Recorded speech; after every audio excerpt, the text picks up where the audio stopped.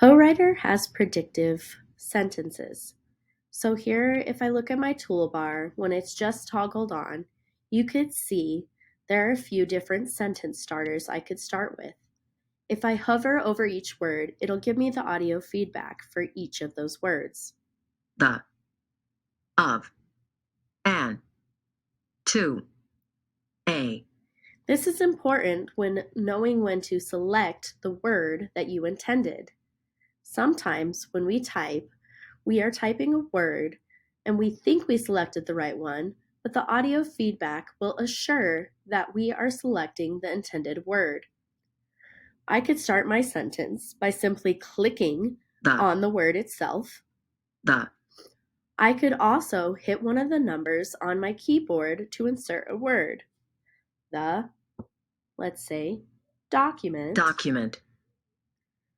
And then I could go back over here and click again. Was. And then click a number, 2. Written. By.